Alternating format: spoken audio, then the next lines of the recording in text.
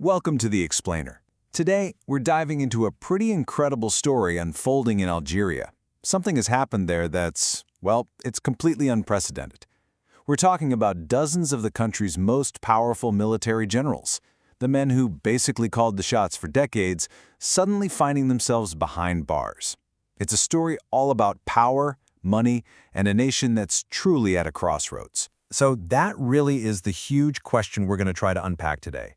Why are so many of Algeria's top military leaders in prison? Is this a genuine, gloves-off fight against corruption, like the government claims? Or is this a ruthless power struggle just dressed up to look like justice? Let's dig in. Okay, so to really wrap our heads around this, we have to start with the sheer scale of it all. I mean, this is not just about a few bad apples. What we're witnessing is a purge that has shaken the entire country right to its foundations. Just let this number sink in for a second. 50. More than 50 senior military generals are reportedly locked up right now. And look, these aren't just some mid-level colonels or administrators. We are talking about the highest echelons of power, a massive slice of the entire military leadership.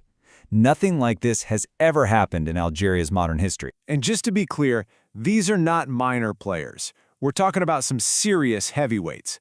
You've got guys like Menad Noumaba, who ran the entire gendarmerie, Bashir Tartag, the hugely powerful head of internal security. And the list just keeps going. Heads of military industries, regional commanders, even the guy in charge of the money at the Ministry of Defense. You have to understand, these men weren't just soldiers. They were the very pillars of the security state. So how on earth did we get here?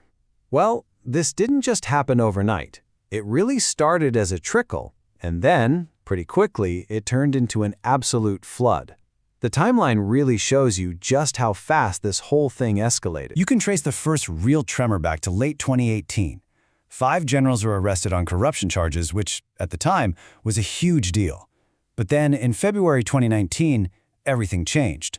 The Hirak movement, this massive popular protest, just exploded onto the scene. With millions of people on the streets demanding change, the regime was under immense pressure to show it was doing something. And that is exactly when that trickle of arrests turned into a full-blown flood, sweeping up dozens and dozens more officials. And make no mistake, the consequences have been incredibly severe. Take General Menad Noumaba, for example. He wasn't just given a slap on the wrist. He got 15 years in prison, and the state seized everything he owned. So no, these were not just symbolic gestures. These were life-changing punishments designed to send a crystal-clear message. Now, I've mentioned the Hirak movement a couple of times, and honestly, it is impossible to overstate just how critical it is to this entire story. It was the absolute game changer. So for anyone who's not familiar, what was the Hirak? To put it simply, it was this enormous, peaceful uprising. I mean, for months on end, you had millions of ordinary Algerians marching in the streets every single week. And what did they want? Their core demand was to get rid of the old political guard, a system they saw as completely rotten with corruption. And they were specifically calling for a real crackdown. The Hirak essentially just ripped the curtain back on how Algeria was really being run. It laid bare this deep, this cozy and often blurry alliance between the political establishment and the powerful military.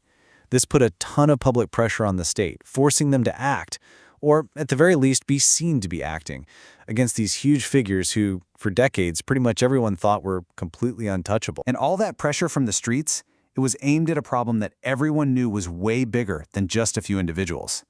The protesters saw this corruption as being completely systemic. And this isn't just a local perception. The problem is recognized all over the world. If you look at Transparency International's latest Corruption Perceptions Index, Algeria is ranked 107th out of 180 countries. So, not great. That puts it squarely in the bottom half globally. And what that data suggests is that the kind of corruption being targeted in these military purges is probably just the tip of a much, much larger iceberg. And when you actually dig into the specific charges these men are facing, a pattern starts to emerge pretty fast. It's not just one thing. You've got illicit enrichment, you've got profiteering and abuse of power, mismanagement of massive public funds. The sheer variety here really suggests that this kind of corruption wasn't just an occasional act, but that it might have been woven right into the fabric of how these powerful jobs operated. So, All of this brings us to the million-dollar question, the one that analysts and observers everywhere are trying to figure out. What is really driving this whole thing? Broadly speaking, it boils down to two competing theories. On the one hand, you have the more optimistic view. This says that the arrests are a genuine, real-deal anti-corruption drive, a serious effort to clean house and respond to the Hirak's demands for justice. But then, on the other hand, there's the more cynical take, that this is all just a power struggle, that fighting corruption is just the perfect smokescreen for one faction of the elite to knock out its rivals and consolidate its own power. And that leaves us right here with the ultimate question. Is the jailing of over 50 generals a genuine new chapter for Algeria, driven by a real hunger for justice? Or is it just a changing of the guard, a new elite taking over from the old one, using the perfect cover story? The answer to that question is going to define Algeria's path for years to come.